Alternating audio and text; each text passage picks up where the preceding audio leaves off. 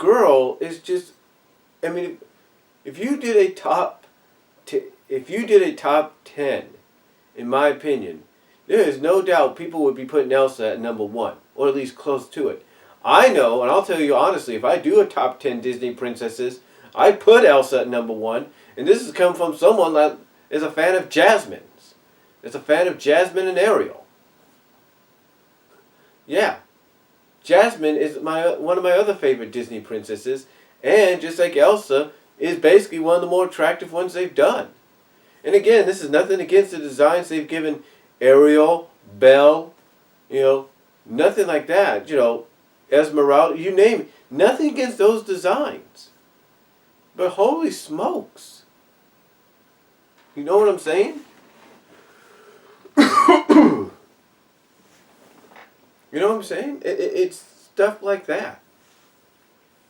Even in the Sonic the Hedgehog games, you had characters that were basically looked on as eye candy. And one character back in 2001 became the eye candy of the freaking games. And that was Rouge. You put Rouge in there and holy smokes. Then all of a sudden, a few years later, you added Cream and you added Cream's mother, Vanilla. Holy smokes there. And then, recently in the past few years, you added, what's her name? Zeta or something like that? Zeta? You add her from the 6 deadly sins or whatever they are. And it's like, whoa. It's like you got tons of eye candy and you just can't keep your eyes off it. You can't. And that's amazing. It really is. Now, there are other franchises, animated series and movie-wise, that have their share of female eye candy and male eye candy as well. There's no doubt about that. Female, there's no doubt about that. There's no doubt. But from a male perspective, when I look at something like TMNT, the original TMNT, the original animated series, holy moly. And that's the truth. Holy moly.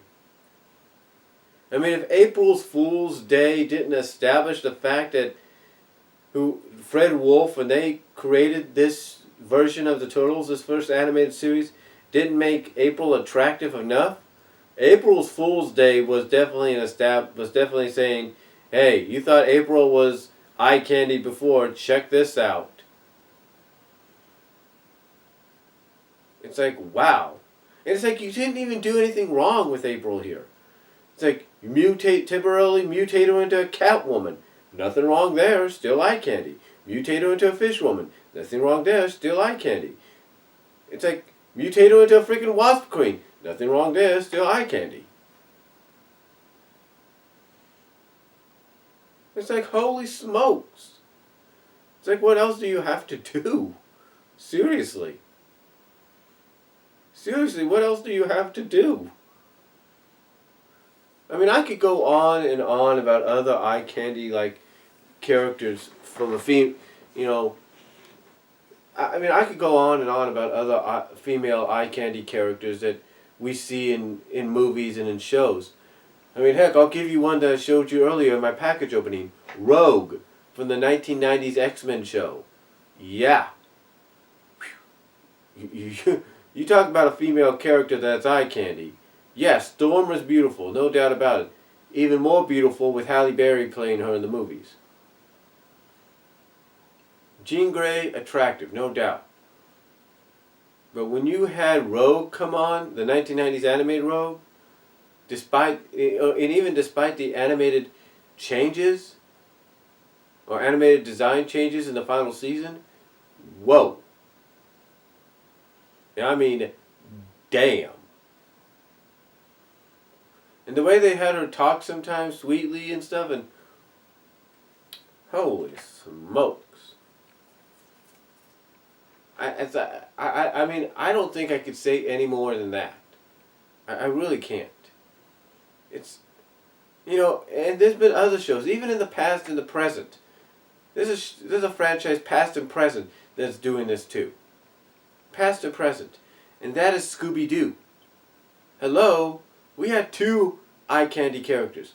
One in the 1970s in the Scooby-Doo show was Scooby-Dee. Yeah, Scooby-Dee was eye candy, whether you want to believe that or not. And then, of course, Daphne. Who cannot forget Daphne? Who cannot say she was not eye candy? Because believe it or not, she freaking was.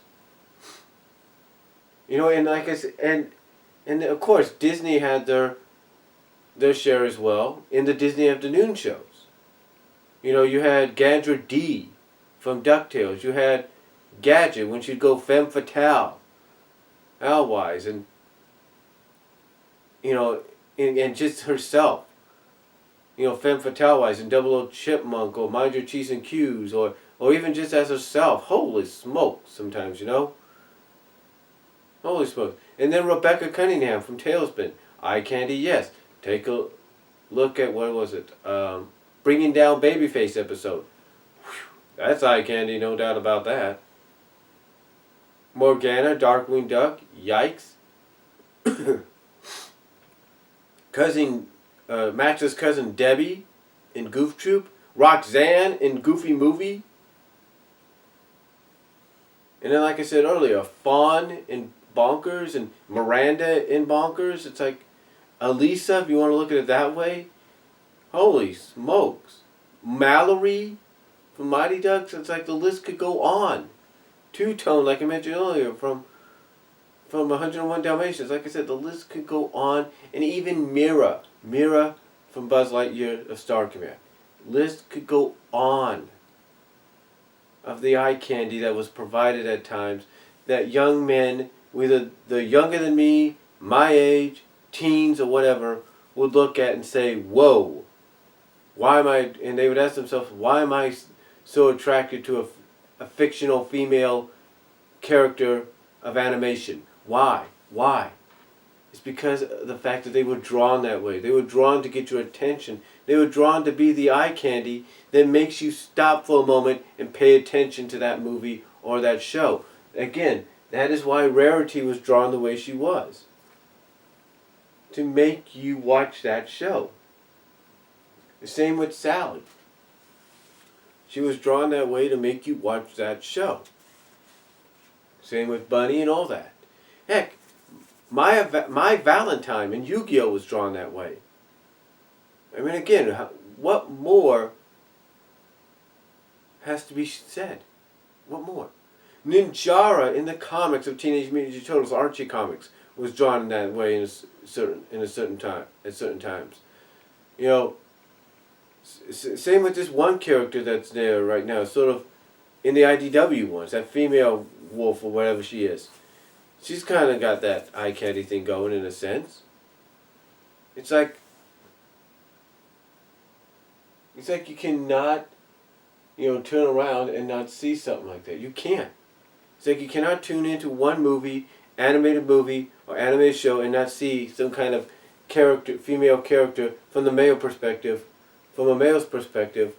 You cannot tune into an animated movie or series without seeing some kind of eye candy in the form of an attractive female character. Same, like I said earlier, with the female perspective. They can't tune into an animated movie or series without seeing possibly one, if not two, you know, attractive male characters that they would consider as eye candy. And that's and that is why people like us, male or female, are attracted to certain animated characters because they are the eye candy of that show, of that movie. It gets us to pay attention, whether we want to admit it or not. It's to get us to pay attention, and guess what? It does its job.